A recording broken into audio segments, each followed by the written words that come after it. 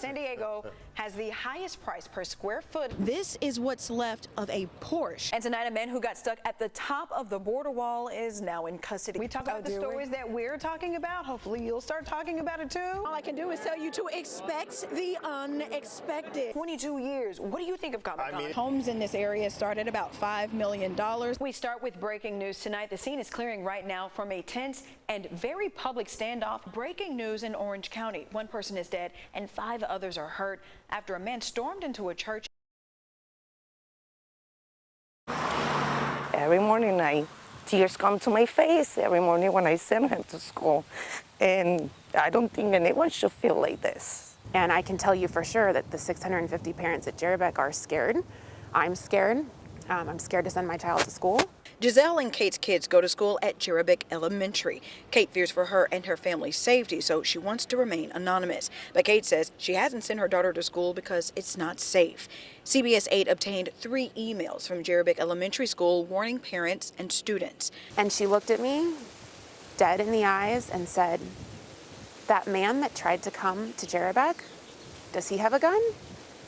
And I said, honestly, I don't know. I hope he doesn't. I can tell you for sure that the day that he came to school and that we got a photo of him, I can count 6 or 7 parents that did not send their children because we believed he was in an acute mental health crisis and his parents were out of town and it was unpredictable what he would do. A CBS 8 viewer reached out for help because they say they have been struggling to get action from San Diego Unified School District after several incidents on different school campuses, a nearby park, and around Scripps Ranch from a man who Jerebeck school emails say has a history of mental illness.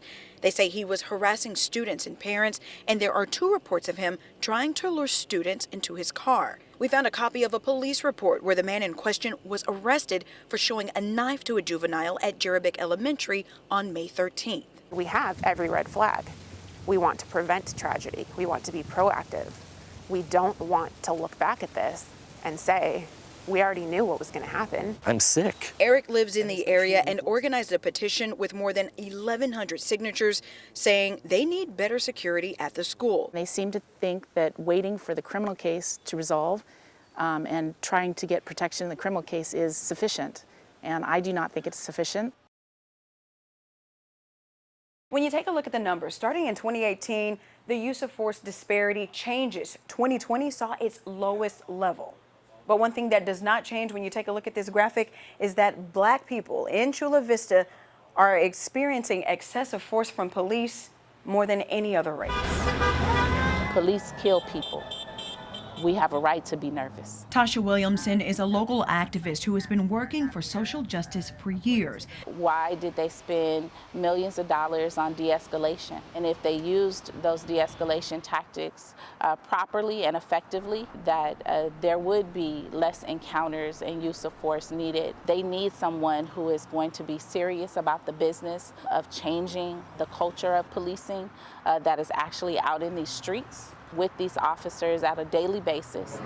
We've been talking about it for years now. We've been looking at it for a long time. We've taken action based on that for many years now, and we've seen some really positive results. Phil Cullum is the executive captain of Chula Vista Police Department. We take several measures to try to talk about, educate our personnel about implicit, unconscious bias to try to reduce the chances that that bias actually ends up affecting their decision making. Chula Vista Police disagreed with our data, saying it's unfair to compile information from the total population because Chula Vista Police does not interact with the entire Chula Vista population. But Cullum admits that their own Chula Vista Police Department data also points to a racial disparity and use of force for Black people in the city. It was a 2 times greater likelihood. Now that's still not good, don't get me wrong.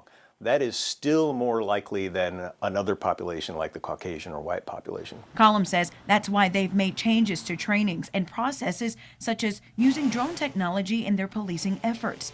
But when it comes to the increase from 2020 to 2021. Now, statistically speaking, when you have numbers that small, even slight changes in the actual totals of the numbers themselves can appear like larger changes if you're looking at percentages. So it is still important that we are treating our community with fairness, that we're doing a job, and officers have a very, very difficult job to do that is very complex and very fluid, but that we're doing it in the right way for the right reason. Keristen Holmes, CBS 8.